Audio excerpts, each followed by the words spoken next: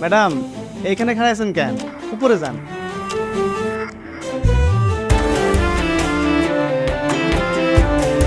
আমি 10টা থেকে 4টা পর্যন্ত অফিস করি।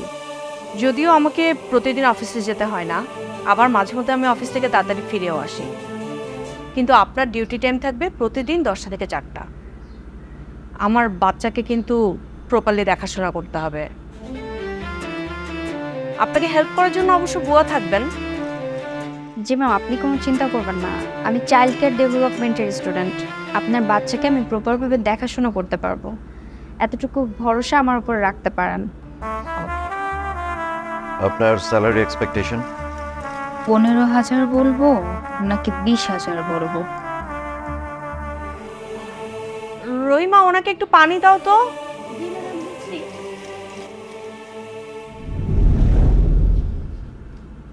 এই ছবিটা তুমি এখান থেকে খুলে রাখবে। কেন? কারণ তোমার পাশে অন্য কাউকে আমার একদমই সহ্য হয় না। তোমার পাশে শুধু আমি থাকবো। আপনি সব কি বলছেন ভাইয়া? দেখুন, আপনি আমাকে ম্যাথ পড়াতে আসছেন, সুতরাং পড়ানোর দিকে মনোযোগটা দিন। ভুলেও আমার সাথে লাইন মারার চেষ্টা করবেন না।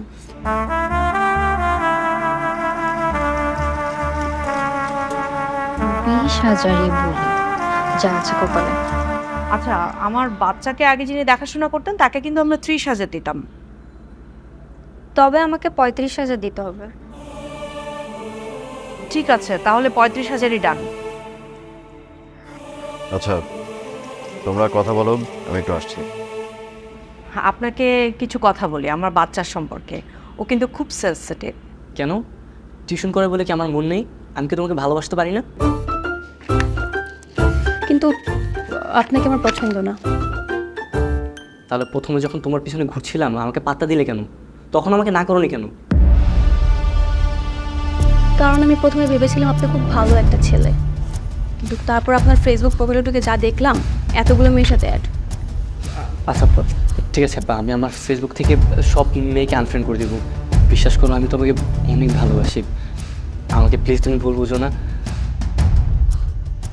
এই কি হচ্ছে এখানে? না কিছু না। ছেলে সব সবার সাথে বেয়াদব কথাকার, সাহস কত বড় আমার মেয়ের হাত ধরে।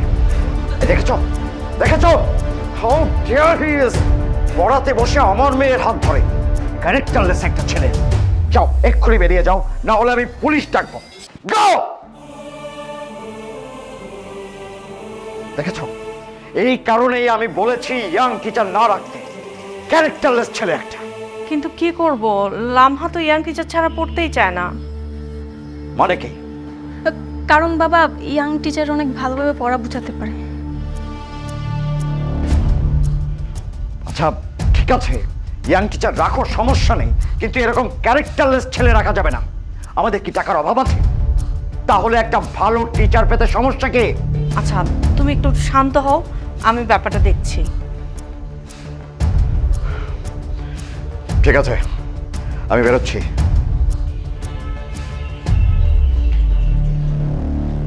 সরি, আপনাকে এরকম একটা সিচুয়েশন দেখতে হলো। না না, কোনো সমস্যা নেই, ইটস ওকে। আচ্ছা, আপনি তাহলে আজকে আসুন।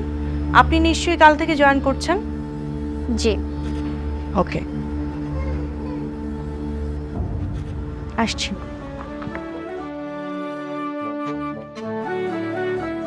না না না, এটা হতেই পারে না।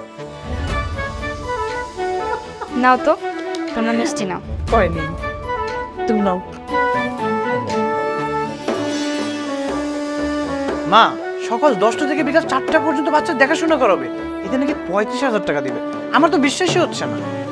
আরে আমি তো ভাবছিলাম যে 20,000 টাকা চাইবো, কিন্তু ওরা এত বড় লোক, আগে যে বেবি টেক কেয়ার করতো তাকে 30,000 টাকা দিত। সত্যি এত টাকা দিত?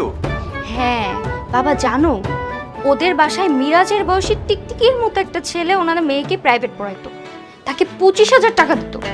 কি যেন একটা বেয়াদবি করছে মালিকের মেয়ের সাথে, এই জন্য বাসা থেকে বের করে দিছে।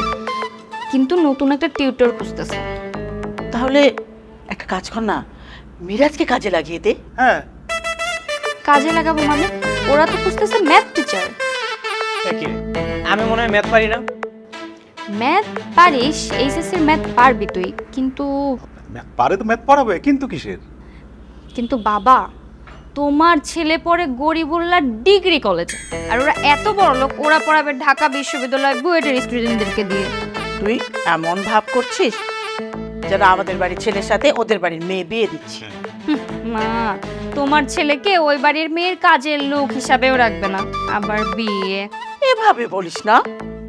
দেখছো মা কি বলতেছে? কি এমন মহারানী হয়ে গেছে যে ওই মেয়েকে আমার বিয়ে করাই লাগবে? শোন, বড় লোকের মেয়েরা না দেখতে ওয়াক থু। ওয়াক থু না ভাই, ওয়াক দেখা মাত্রই ক্রাশ খেয়ে যাবে, এত সুন্দর। এই, তাহলে একটা কাজ কর না, ওদেরকে বলবি মিরাজ বুয়েট থেকে পাশ করে বেরিয়েছে। আমি বললাম আর ওরা বিশ্বাস করে নিল। ওরা কি পাগল? চেষ্টা করলে দোষ কি? চেষ্টা না।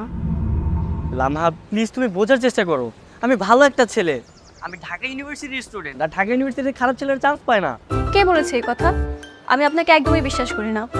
আর আমি এটাও শিওর যে আপনার এখন অনেকগুলো মেয়ের সাথে চক্কর চলছে।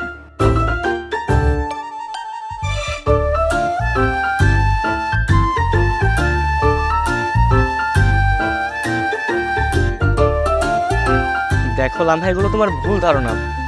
আমি তোমাকে পড়াতে চাই, তুমি যেভাবে হোক তোমার বাবাকে একটু বোঝানোর চেষ্টা করো। কি বলবো বাবাকে? আমার বাবা তো নিজে চোখে দেখেছে আপনার ক্যারেক্টারের সমস্যা আছে। আপনি একজন শিক্ষক হয়ে আমার হাতে হাত দিয়েছেন। আচ্ছা, তুমি একটা কাজ করো, তোমার বাবাকে বলবে যে তোমার হাতের উপর একটা পিঁপড়া বসেছিল, আর সেই পিঁপড়াটাকে আমি সরানোর জন্য হাত দিয়েছিলাম। ও হ্যাঁ, বসেছিল তো, অনেক বড় একটা পিঁপড়া, আপনার মতো চরিত্রহীন পিঁপড়া। লামহা, তোমার নতুন টিচার এসছে, দেখা করে যাও। আচ্ছা আমি এখন রাখছি, আমার নতুন স্যার আসছে। লামহা, হ্যালো। হ্যাঁ, নতুন টিচার? তবে কি আমার চাকরি শেষ? ভেবেছিলাম মেয়েটাকে পটাবো, ওকে পটিয়ে বিয়ে করতে পারলে 3 কবুল বললেই কোটিপতি হয়ে যেতাম। লামহা, ওনার নাম মিলন, উনি তোমাকে কাল থেকে পড়াবে। না না, আমি ওনার কাছে পড়বো না। কেন?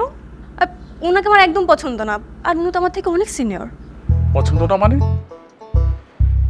এমন ভাবে কথা বলছো মনে হচ্ছে যেন আমি তোমাকে বিয়ে করতে আসছি। আমি কেমন পড়াবো সেটা না দেখেই হুট করে সিদ্ধান্ত নিলে তো হবে না। কি বলেন আপনি? মনে হচ্ছে আমি